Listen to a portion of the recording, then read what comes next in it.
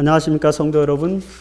오늘도 교과 해설 방송 시간이 돌아왔습니다. 오늘은 제10과 가면 뒤에 라고 하는 그런 제목으로 함께 교과에 나타난 내용들을 분석해 보도록 하겠습니다. 해설 방송이니까 해설을 해드리도록 하겠습니다. 오늘 제목은 좀 독특하죠. 가면 뒤에. 우리가 다 가면을 쓰고 살아갑니다. 그렇지 않습니까?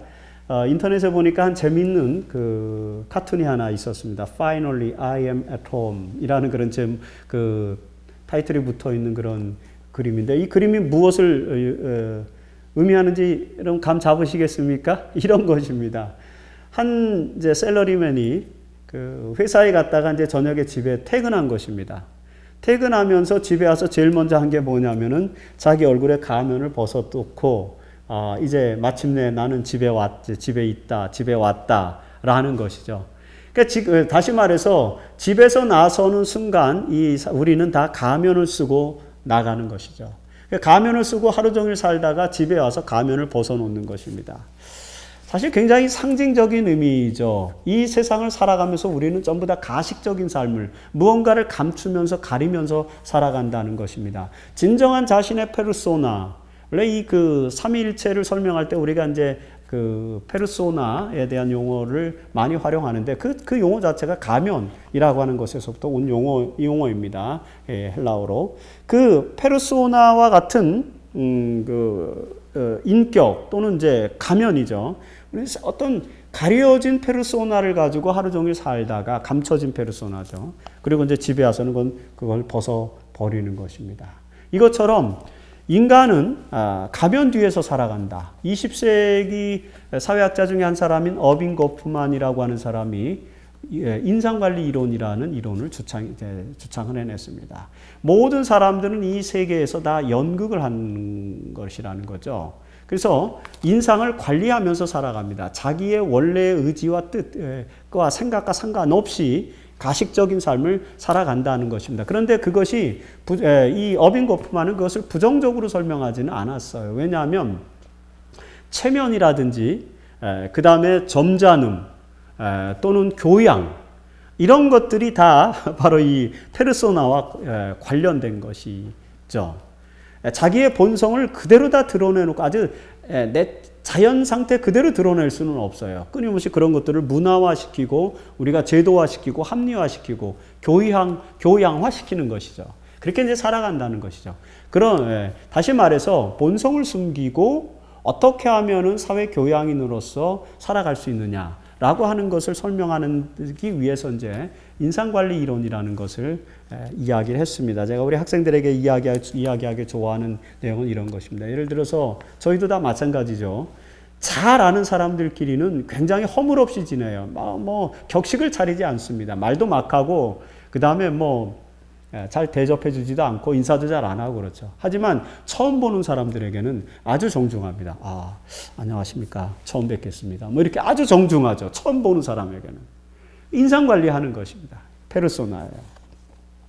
그런데 이런 삶에 있어서의 페르소나 너머에서 가면 뒤에 살고 있다라고 하는 그런 이야기는 다른 말로 말하면은 우리가 이 세상에서 이루어지고 있는 모든 삶의 원리를 잘 알지 못한다는 것입니다.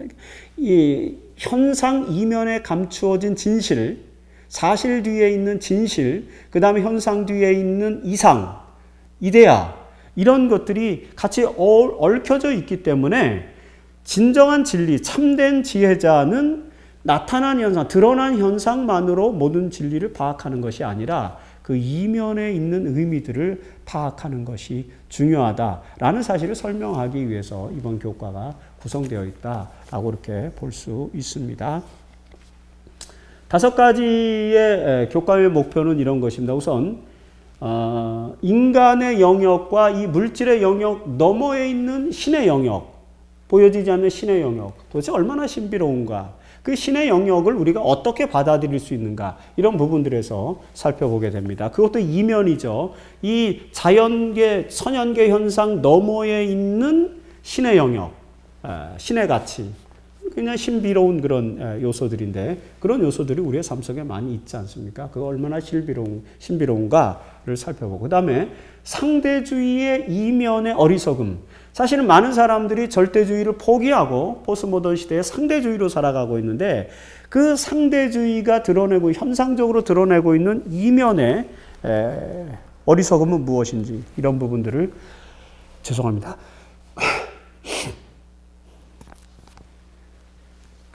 네, 여기 촬영장이 조금 온도가 낮다 보니까 좀 자극이 옵니다. 자, 세 번째, 게으름에 내포된 사람들이 게으르게 사는 것 어떻게 보면 편해 보이고 그냥 그렇게 살아도 될 것처럼 보이죠. 현상적으로는. 하지만 그 이면에 게으름에 내포된 심각한 문제가 도대체 무엇인가. 그 이면의 의미들을 살펴본다는 것이죠. 그리고 진실한 책망.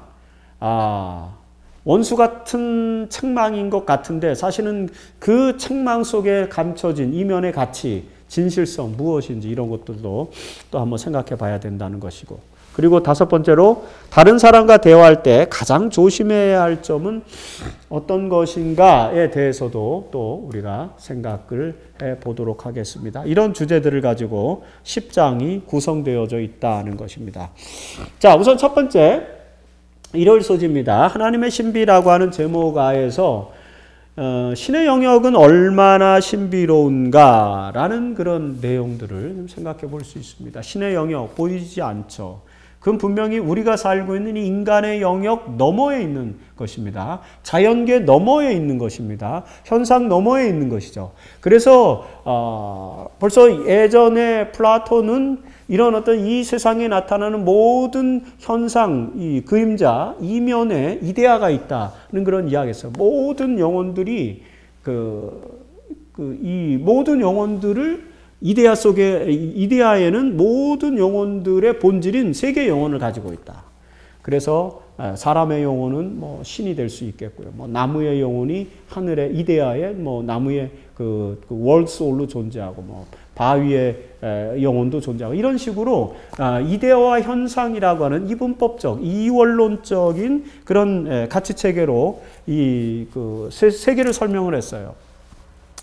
그것이 지나치게 작동하다 보니까 모든 철학적 원리에 적용되면서 일원론과 이원론 사이에 이제 다툼과 갈등이 생겼지만 어떤 면에서는 현상과 현상 이면의 가치, 그 실질적인 가치는 현상에 있지 않고 현상 이면인 이데아에 있다라고 하는 이런 가치는 지금도 여전히 절대 불변의 그런 원칙으로 작동을 하고 있는 것을 우리가 보지 않습니까?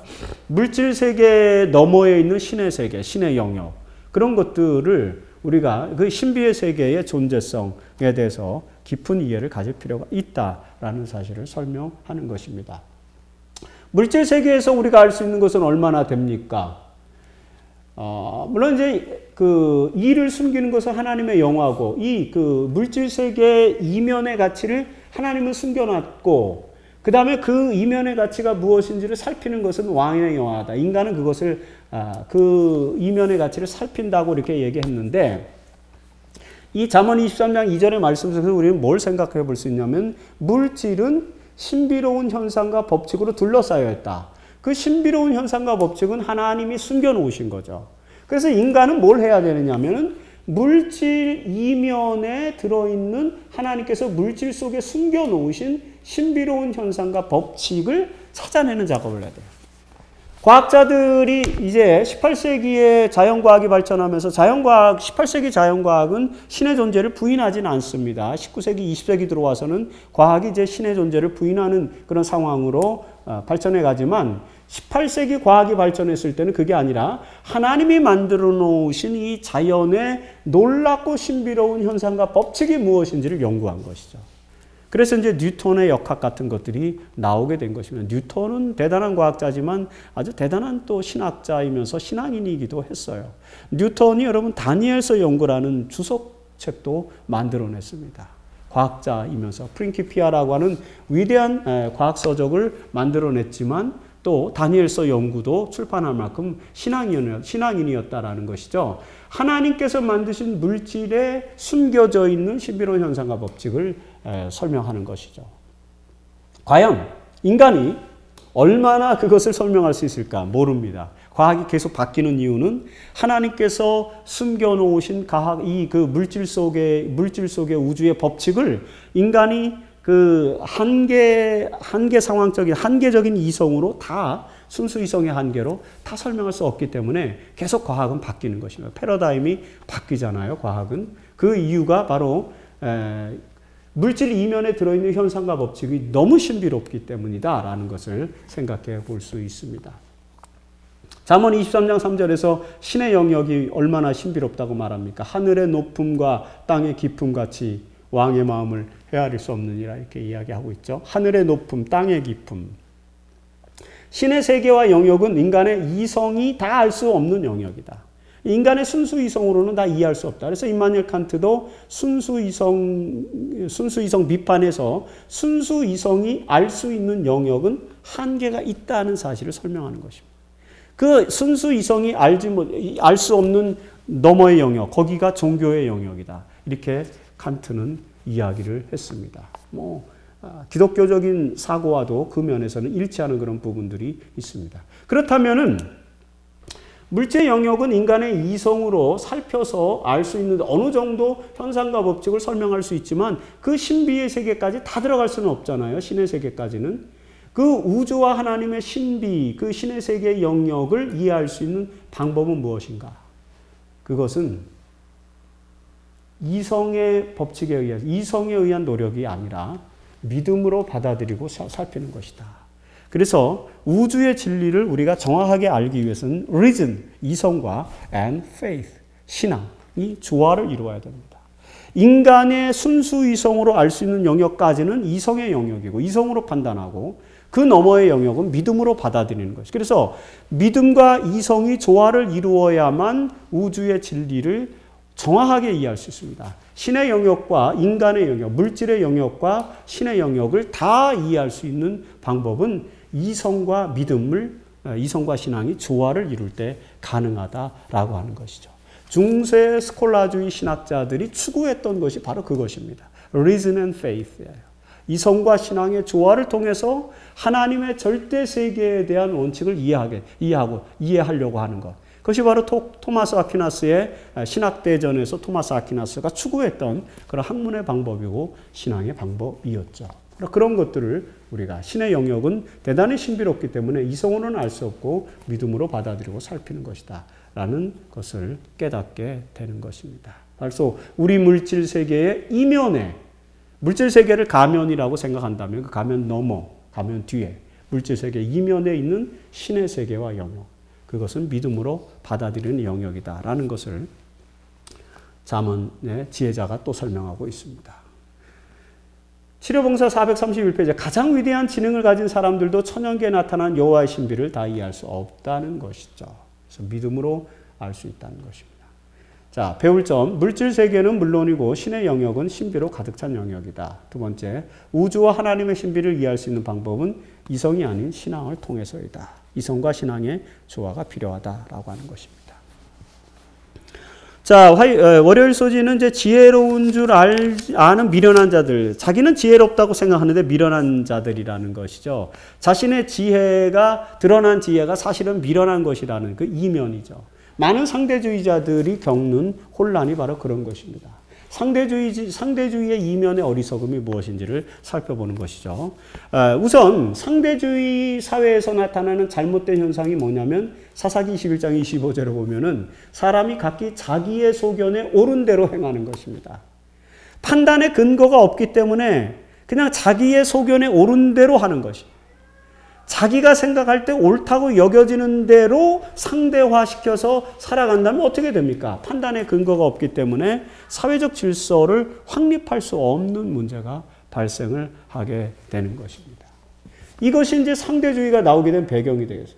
그래서 상대주의가 만연한 이유는 뭐냐면은 이렇게 판단의 근거가 희미해지고 판단의 근거가 비판되고 그래서 판단의 근거가 사라지기 시작하면서 사람들이 그저 자기 편의대로 자기 소견에 옳은 대로 행하는데 그런 삶이 잘못됐다는 사실을 알지 못하고 교정하지 않는 것이죠. 그리고 반복하는 것이죠. 반복해서 그것이 하나의 문화화가 돼버리면은 결국에는 상대주의가 만연하는 것이죠. 이런 사실에 대해서 잠언은 뭐라고 설명하냐면 개가 그 토한 것을 도로 먹는 것 같이 라고 이렇게 레토릭으로 수사적으로 설명을 하고 있습니다. 개가 그 토한 것을 다시 먹는 것처럼 미련한 자는 그 미련한 것을 거듭 행하는 것입니다. 잘못된 것을 교정하지 않고 반복함으로써 문화화되면서 우리도 모르게 자기 소견에 옳은 대로 행하는 상대주의가 우리 사회에 만연하고 있다는 것입니다. 자기 합리화시키는 거죠. 객관적으로 볼 때, 그리고 사회 정의와 질서의 측면에서 볼 때 그것은 분명히 명명백백하게 잘못된 것임에도 불구하고 자기 주관을 가지고 뭐 절대적인 게 어디 있어? 다 상대적인 거지. 뭐 이렇게 생각하면서 상대주의를 만연시켰다라고 하는 것입니다. 여러분, 상대주의를 극복하기 위해서 그래서 어떻게 해야 하는가? 고린도후서 1장 12절에 육체의 지혜로 하지 말고 하나님의 은혜로 행하라. 우리 양심이 증언하는 바는 바로 그런 것이다. 우리 양심이 증언하는 바에 따르면은 상대주의를 극복하기 위해서는 육체의 지혜대로 하지 않고 하나님의 은혜에 따라서 행해야 된다는 것입니다. 이걸 오늘 주제에 맞춰서 설명하면 이런 것입니다. 절대적 진리를 따라 사회 질서를 이끌어야 된다. 그러면 상대주의를 극복할 수 있다는 것입니다. 물론 여기서 말하는 절대적 진리는 보편적 진리의 틀 속에서 사실은 자기 소견에 옳은 대로 행하는 상대주의자라 할지라도 그 보편적 진리의 소견에 동의할 수 있고 긍정할 수 있는 그런 보편적 진리를 말하는 것이죠. 그런 진리를 절대적 진리로 승화시켜서 사회 질서를 그 절대적 진리 안에서 이끌어 가야 된다는 것입니다. 우리가 인간의 양심과 도덕성, 윤리성 속에 갖추어져 있는 보편적인 진리를 드러내면 상대주의를 극복할 수 있습니다. 그런데 상대주의를 극복하기 위해서 보편성을 제거하고 나만의 독특성과 특수성을 제시하면 상대주의를 극복할 수 없습니다. 왜냐하면 그것을 객관적 진리로 받아들이기가 쉽지 않기 때문에 오랜 시간과 깨달음을 통해서만 비로소 받아들일 수 있는 것인데 그걸 단순간에 제시했을 때는 그건 보편성이 아니라 특수성이 되어버리죠. 그런 과정 속에서는 상대주의를 극복할 수 없습니다. 그래서 상대주의를 극복하기 위해서는 우리가 가지고 있는 절대적 진리를 보편적 진리로 승화시키는 그런 노력이 필요하다라고 볼 수 있습니다.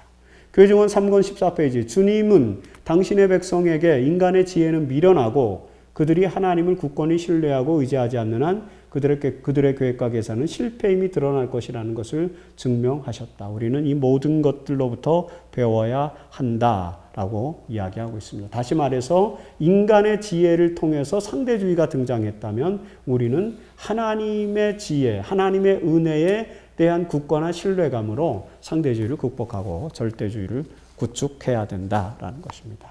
여기 배울 점 보세요. 첫 번째, 보편적 진리의 기준이 무너지면 미련한 상대주의가 만연하게 된다는 것입니다. 그래서 우리 제7안식일 예수재림 교인들은 보편적인 진리의 기준을 세우는 그런 일들을 해야 돼요. 특수성은 그 다음입니다. 우선은 보편적 진리를 세우는 일에 더 주력해야 될 것입니다. 두 번째, 상대주의를 극복하고 절대주의적 보편적 진리의 가치를 구현하기 위해서 그리스도인들이 더 철저하게 노력해야 됩니다. 절대주의적 보편 진리의 가치를 구현하기 위해서 우리가 노력해 삶을 살아야 돼요. 그래야만 상대주의를 무너뜨릴 수 있습니다. 행동과 신념은 힘이 있어요. 이론과 논리와 법칙은 힘이 없습니다. 변화시킬 수 있는 동력이 약해요. 변화시킬 수 있는 동력은 실천과 행동 속에서 나오게 되는 것이죠. 그래서 절대주의적이고 보편적인 진리의 가치를 구현하기 위해서 노력할 필요가 있다는 것입니다. 세 번째 이제 화요일 소지에서는 게으름에 내포된 이면의 문제에 대해서 다루고 있습니다. 게으름이라고 하는 현상에 내포된 이면의 심각한 문제이죠. 자, 게으른 자의 특징으로 묘사된 내용들은 무엇인가? 잠언 26장 13절에 게으른 자는 길에 사자가 있다 하느니라. 길에 사자가 있으니까 난 길로 나갈 수 없어. 밖으로 나가지 않는 것에 대한 익스큐스, 변명을 게으른 자는 뭐로 삼는 것이 밖에 사자가 있다는 것입니다. 정말 사자가 있는지 없는지 모르겠어요. 근데 문 밖에 사자가 있다라고 믿는 사람은 문 밖에 사자가 있을 거예요. 게으른 자는 그렇게 자기 변명을 한다는 것입니다. 그런데 여기서 말하는 게으른 자가요, 우리가 생각하는 것처럼 그냥 이렇게 나태하고 게으른 배짱이와 같은 그런 어떤 현상만을 의미하는 것이 아니라 더 내면적인 의미, 그 게으름에 내포된 아주 중요한 문제를 본질적으로 다루고 있다는 것에 주목해야 돼요. 어떤 게으름을 말하냐면 이런 걸 말해요. 도전하지 않고 기회를 활용하지 않고 장애물을 두려워하는 사람들을 게으른 자라고 말하는 것입니다. 그냥 집안에서 빈둥빈둥 놀고 일하기 싫어하고 그런 걸 말하는 게 아니에요. 일상적인 삶을 사는데 어떤 사람들은 적극적으로 도전하고 적극적으로 기회를 활용하고 장애물을 뛰어넘기 위해서 노력하지 않는 사람들이 있는데 그런 사람들을 지금 잠언의 지혜자는 게으른 자라고 묘사를 하고 있는 것입니다. 나는 당연히 지금 일어났어요. 그리고 나가고 싶어요. 밖에 나가고 싶은데 길에 사자가 있다는 거예요. 나가면 사자에게 물려 죽을 것 같아서 난 안 나간다. 아무런 도전과 그 다음에 도전하지 않고 내게 주어진 장애물을 두려워하는 것이죠. 어떻게 하면 길에 사자가 있다 할지라도 그 길에 나서서 내 본분과 사명을 다할 수 있을 것인가에 대해서 모색하지 않는 그런 사람들을 게으른 자라고 말하는 것입니다. 우리는 생각에 게으른 자가 아닌지요. 우리는 판단에 게으른 자는 아닌지요. 우리는 사회 변화를 일으켜야 되는 사명에 게으른 자는 아닌지요. 우리는 진리를 추구해야만 하는 그런 의무에 게으른 자는 아닌지요. 기도해야 되고 또 말씀을 연구해야 되고 묵상해야 되고 그리고 하나님의 진리를 전해야 되는데 그런 일들에 게으르진 않는지. 왜요? 지금 상대주의가 만연하고 또 포스모던 사회에서 누가 하나님의 진리를 듣겠어. 이렇게 우리 앞에 놓여진 사자가 있어서 길에 나서지 못하는 우리의 모습, 그런 것들을 지금 하나님은 게으른 자로 묘사하고 있다는 것입니다. 제7안식일 예수재림교회, 한국교회는 게으른 것은 아닌지, 그리고 이 방송을 보시는 여러분들의 교회에 속한 여러분들의 교회는 게으른 교회는 아닌지 생각해 봐야 될 그런 주제가 아닌가 생각됩니다.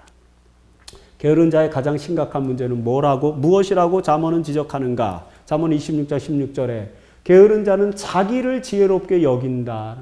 자기의 생각만이, 자기의 사고만이, 자기의 판단만이 지혜롭다고 여기는 것입니다. 이 말은 무슨 말이냐면 이런 것이에요. 지적인 나태함, 다른 지식 세계에 대해서 문을 닫고 더 많은 지식을 추구하려고 노력하지 않는 지적인 나태함, 그저 내가 현재 알고 있는 것들만을 지혜롭게 여기는 그런 것. 그 다음에 폐쇄적 사고입니다. 다른 사고나 다른 생각을 절대로 받아들이지 않는 것. 그리고 자기 상태에 대한 지나친 확신, 자기 확신이죠. 지나치게 자기 확신을 갖다 보면 타자에 대한 배려라든지 다른 사람들의 확신에 대한 이해라든지 그런 것들이 이제 결여되어 있는 거죠. 이렇게 지적으로 나태하고 폐쇄적인 사고를 가지고 자기 상태에 대해서만 확신을 갖는 그런 것들이 게으른 자가 가질 수 있는 매우 심각한 문제다라고 하는 거예요. 우리는 끊임없이 도전하고 장애물을 두려워하지 않고 장애물을 어떻게 넘을 것인지를 연구하고 우리에게 주어진 기회를 최대한 활용할 뿐만 아니라 지적으로 끊임없이 발전하기 위해서 노력하고 유연하고 열린 사고를 가지고 우리가 이 세상에 참된 진리를 보편화시킬 수 있도록 하기 위해서 다양한 사고체계를 이해하고 그 사고체계를 극복하고 넘어서는 그런 노력들이 우리에게 필요하다. 그것이 바로 게으른 자가 되지 않는 그런 방법이다라고 말하고 있습니다. 게으름은 우리에게 어떤 결과를 초래하게 만들 것인가. 부자선지자 55페이지에서 화이트 부인은 이렇게 이야기를 하고 있습니다. 심판의 때에 사람들은 그들이 거짓말을 양심적으로 믿었기 때문이 아니라 진리를 믿지 아니하였기 때문에 진리가 무엇인지를 배울 기회를 등한히 하였기 때문에 정죄를 받을 것이다. 게으른 자가 정죄를 받는다는 것입니다. 진리를 추구하고 진리를 깨닫기 위해서 끊임없이 노력하고 나태하지 않고 그렇게 열심히 노력하고 배움의 자세, 그런 자세가 있어야 되는 것입니다. 그런 자세가 없으면은 심판의 때에 정죄를 받게 된다라고 이야기하고 있는 것입니다. 거짓말을 양심적으로 믿었기 때문에 그가 정죄를 받지는 않는 것입니다. 양심적으로 믿었기 때문에. 참 역설적인 그런 표현이긴 하지만. 그래서 여러분, 사람은 게을러서는 안 된다. 게으름은 죄이다. 이렇게 화이트부인이 자서전 87페이지에서 이야기하고 있지 않습니까? 화이트부인의 생애에서 가장 감동적인 부분은 무엇입니까? 나는 녹슬어져 없어지지 않고 닳아서 없어지겠다라고 화이트부인 스스로 말씀하신 것이죠. 닳아서 없어지는 삶, 녹슬어서 없어지는 삶은 게으른 삶이죠. 하지만 닳아서 없어지는 삶은 끊임없이 진리를 추구하고 진리를 토대로 해서 세상을 구원하기 위해서 장애물을 넘어가는 그런 삶을 말하는 것인데, 제7안식일 예수재림교인들은 바로 그런 삶을 살아야 된다라고 말씀을 해주고 있습니다. 배울 점 첫째, 게으른 사람은 도전의 기회를 활용하지 않고 장애물을 두려워한다. 오늘 저와 여러분들은 게으른 자는 아닌지 한번 우리 자신들을 진지하게 반성해 볼 필요성이 있다고 생각을 합니다. 그리고 두 번째, 게으른 자의 가장 심각한 문제는 지적 나태함으로 폐쇄적인 사고를 가지고 자기에 대한 확신에만 가득 차게 되어 변화되지 못하는 것에 있다. 오늘 우리의 모습 돌아볼 필요성이 있습니다. 자, 수요일 소지에서는 진실한 책망 이면의 가치 있는 것입니다. 제목이 뭐냐면 원수 같은 친구예요. 저 왼수 같은 친구. 사실 이 말은 굉장히 긍정적인 용어입니다. 왼수 같은 친구라는 말은 원수 같긴 하지만 진정한 친구라는 그런 의미 아닙니까? 친구 같은 원수. 이 말은 어떤 말입니까? 이 원수 같은 친구, 친구 같은 원수 이런 말 속에 우리는 긍정적인 요소를 좀 생각해 볼 수 있죠. 바로 원수 같은 친구, 원수처럼 끊임없이 나 자신을 징책하고 책망하는 그런 친구, 그런 친구의 책망 이면에 어떤 가치가 있는지 생각해 봐야 된다라고 하는 것입니다. 잠언 27장 5절에 보면은 친구의 진실한 책망이 어떤 가치가 있는지를 설명하고 있어요. 이렇게 설명합니다. 공개적인 책망은 가식적인 사랑보다 나으니라. 어떤 친구는 내 앞에서 가식적인 사랑을 많이 보이게 hidden love라고 이렇게 되어 있는데, 감춰진 사랑? 이게 가식적인 사랑이라는 표현이 좀 맞을 것 같아요. 사랑하는 것처럼 하지만 뭔가를 숨기고 있는 것입니다, 이면에. 그런 것이 이제 이게 hidden love인데, 가식적인 사랑, 가식적인 친절, 가식적인 우정을 보여주는 친구가 있고요. 공개적인 책망을 우리에게 주는 친구가 있는데, 잠언에서는 가식적인 사랑보다 공개적인 책망을 우리에게 주는 친구가 훨씬 더 나은 친구다라고 설명하고 있습니다. 판단해 보십시오. 여러분 주변에, 시청자 여러분 한번 판단해 보십시오. 여러분 주변에는 여러분에게 공개적인 책망을 하는 친구가 더 많습니까? 아니면 hidden love, 가식적인 사랑을 베푸는 친구가 더 많습니까? 어떤 친구가 더 많아야 될까요? 물론 그 사랑이, 그 우정이 가식적인지 진실한 건지 우리가 판단하기가 쉽지는 않죠. 그냥 책망과 사랑, 책망하는 친구, 사랑하는 나에게 우정을 베풀어주고 사랑해주고 동정해주는 친구. 형식적으로는 겉으로 볼 때는 당연히 사랑해주고 우정을 베풀어주고 동정해주고 도와주는 친구가 좋죠. 하지만 그 사랑의 이면에 무엇이 있는지 우리는 판단해야 된다는 것입니다. 그리고 나에게 책망을 하고 나를 견책하고 나에게 쓴소리하는 친구 싫죠. 하지만 그 책망, 그 공개적인 책망 이면에 들어있는 가치가 무엇인지를 깨달아야 된다라고 하는 것입니다. 나이가 점점 들어가면서 공개적인 책망을 하는 사람들, 사랑을 근거로 해서 신뢰의 관계를 근거로 해서 공개적인 책망을 하는 친구가 더 많았으면 좋겠다라는 생각을 솔직하게 좀 가져봅니다. 여러분 주변에 자기 자신에 대해서 공개적인 책망을 더 많이 하는 친구들이 더 많아지게 되기를 한번 기도해 보면 어떤 현상이, 어떤 일이 벌어질까요? 이런 부분들을 우리가 좀 생각해 봐야 될 주제 아닌가 생각합니다. 진정한 친구의 역할이 무엇이기에 공개적인 책망이 가치가 있다는 것이냐? 잠언 27장 17절에 철이 철을 날카롭게 하듯이 공개적인 책망을 우리에게 해주는 친구는 친구의 얼굴을 빛나게 한다. 사실 책망을 들으면 얼굴이 빛나지 않습니다. 오히려 주눅들고 위축되고 그 다음에 상당히 괴로워지게 되겠죠. 하지만 그 책망을 토대로 해서 자기를 연단하고 그리고 책망을 통해서 자기를 변화시키고 발전시키면 결과적으로 빛나는 얼굴을 갖게 되겠다라는 것이죠. 철과 철이 만나면은 불꽃이 튑니다. 그리고 철과 철이 만나면은 그 철이 손상될 수도 있어요. 하지만 진정으로 잘 그 연금술에서 철을 통해서 철을 날카롭게 만들잖아요. 막 뭐 날카로운 또는 예리한 그 칼을 만들기 위해서는 철망치로 쇠망치로 계속해서 두드려야만 칼이 더 날카롭게 되는 것처럼 그런 어떤 은유를 여기서 유비를 설명해 주는 것 같습니다. 그래서 공개적인 책망은 결과적으로는 친구의 얼굴을 빛나게 한다는 것입니다. 빛나는 얼굴을 갖고 싶으십니까? 그러면 잠언서에 나타난 말씀대로 공개적인 책망을 여러분들에게 많이 주는 친구들을 더 많이 만드시기 바랍니다. 그러면 얼굴이 빛나게 된다라고 이렇게 추론해 볼 수 있겠죠. 다만 진실한 책망이 가능하려면 반드시 전제되어야 할 것이 있어요. 그것이 뭡니까? 잠언 27장 6절에 친구의 아픈 책망은 충직으로 말미암아야 된다. 진실함과 신뢰에 기초한 관계가 있어야 돼요. 위선적이지 않고 진실과 신뢰에 기초한 관계를 쌓아야만 진실하고 공개적인 책망이 가능하죠. 이런 관계가 형성되어 있지 않은 사람들의 책망은 사실은 지적이고 이렇게 지적질이라고 요즘 그 속된 용어로 표현하는 건데 지적질일 것입니다. 뭐 요즘 젊은이들은 그걸 디스한다 그래요. 디스하는 것입니다. 뭐 부정적으로 이야기하는 거죠. 근데 위선적인 관계에서는 그런 것들은 도움이 안 돼요. 얼굴을 빛나게 하지 않습니다. 얼굴을 침울하게 만들고 어둡게 만들고 고통스럽게 만들죠.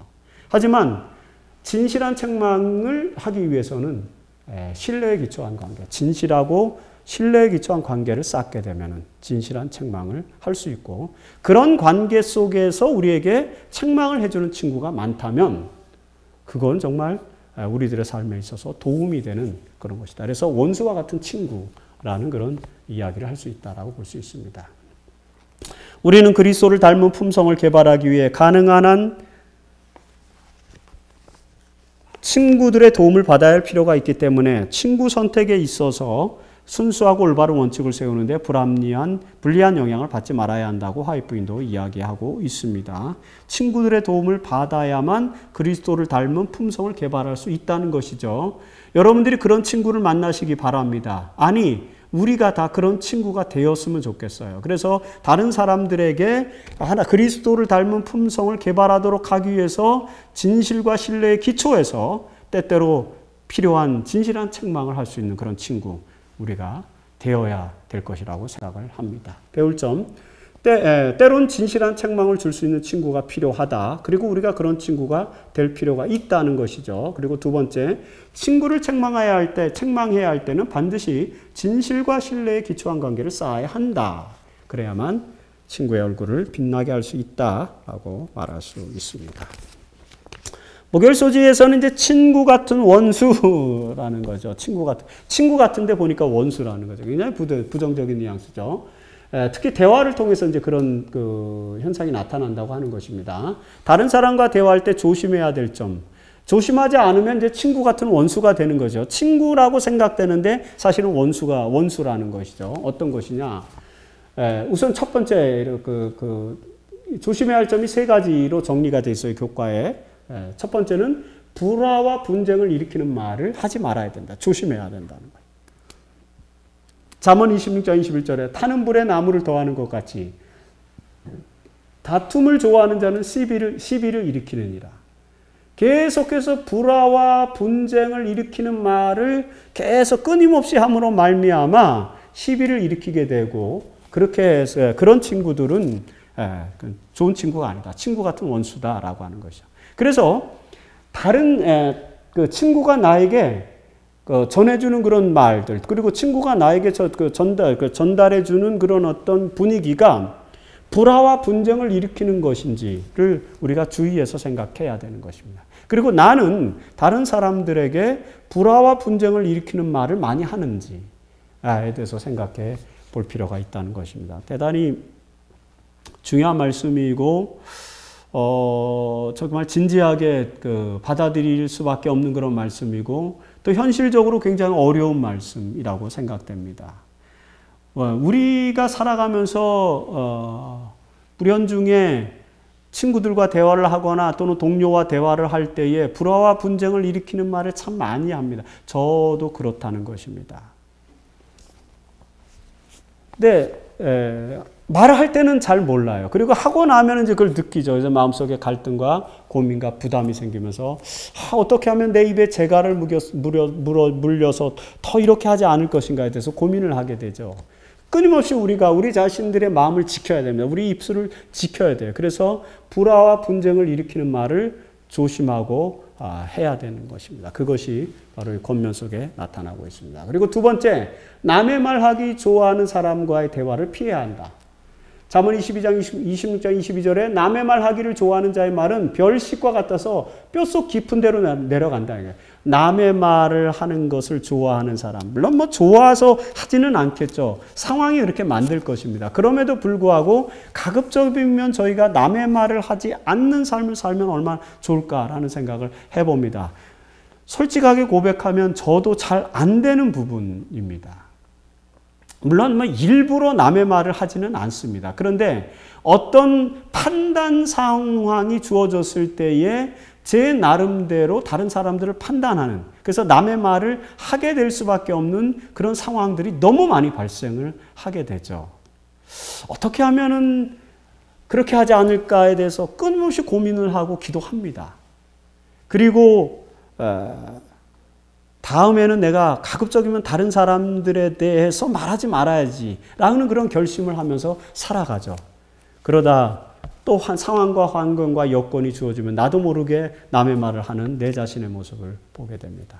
하나님의 인도하심과 하나님의 이끄심에 섭리 없이 일을 이루기는 쉽지 않다, 그렇게 생각을 합니다. 하지만 오늘 우리가 교과 공부를 하면서, 우리가 함께 교과 공부를 하면서 우리의 마음속에 다시 한번 결심을 해보는 거예요. 다른 사람들의 말을, 다른 사람들의 험담을 입에 올리지 않는 그런 삶을 살자라고 그렇게 결심을 해보는 것이 필요하다라고 볼 수 있겠습니다. 세 번째는 악한 마음을 품고 열정적으로 하는 말의 본질을 잘 파악해야 된다는 것입니다.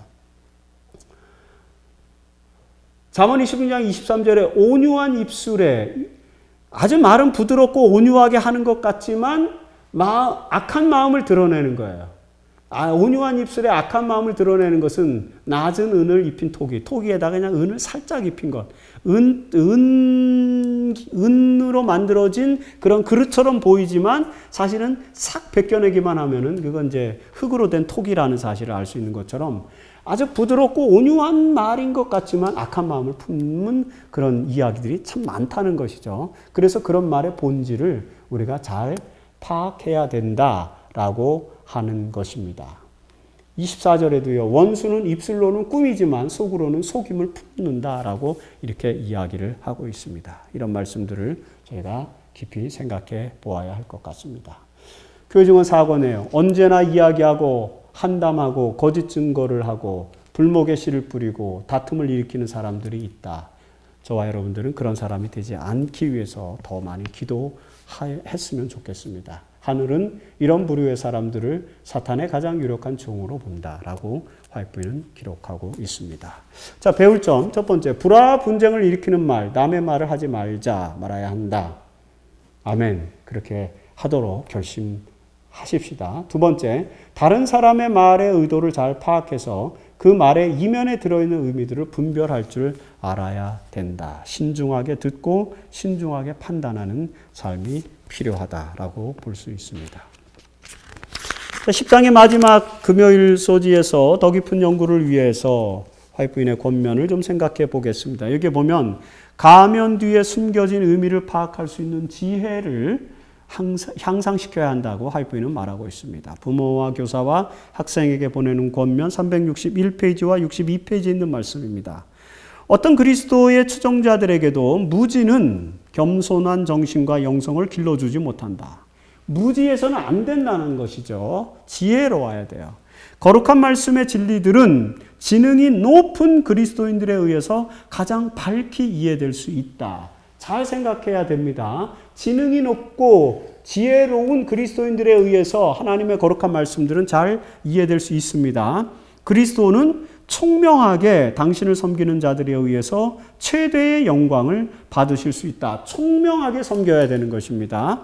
교육의 위대한 목적은 우리들로 성경의 신앙을 증거하고 하나님의 영광을 선양할 수 있는 방법으로 하나님께서 주신 능력을 활용하게 하는 데 있다. 우리는 우리의 생존 목적을 위하여 사용하도록 재능을 위탁하신 분에게 빚지고 있으며 이러한 재능들을 개발시키고 향상시키는 것은 빚진 창조주께 대한 하나의 의무이다. 이 말씀을 오늘 우리들의 가슴속에 다시 한번 깊이 새기는 그런 지혜가 필요합니다. 가면 뒤에 숨겨진 의미를 파악하기 위해서는 지혜롭고 그리고 지능이 있고 총명한 자세로 하나님을 섬기고 하나님의 말씀의 진리를 이해하기 위해서 노력하고 그런 노력을 더 향상시켜야 된다라고 말씀하고 있습니다. 그런 말씀과 권면을 토대로 해서 우리가 우리의 삶의 현상 속에 나타나는 그런 이면의 의미들, 가치들 그런 것들에 더 깊은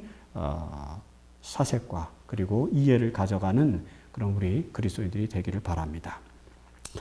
교과 토의 시간에 두 가지 생각할 점 주제를 좀 제시해 드리겠습니다. 첫 번째는 드러난 현상만으로는 우리가 알 수 없는 영역과 사실들은 어떤 것들이 있는지 한번 같이 여러 가지로 논의를 해보시기 바랍니다. 그리고 두 번째, 친구를 가까이 두고 원수는 더 가깝게 둔다는 말이 있는데 이렇게 하기 위해서 우리가 어떻게 해야 할지 논의해 보기 바랍니다. 친구를 가까이 두고 원수는 더 가깝게 둬라.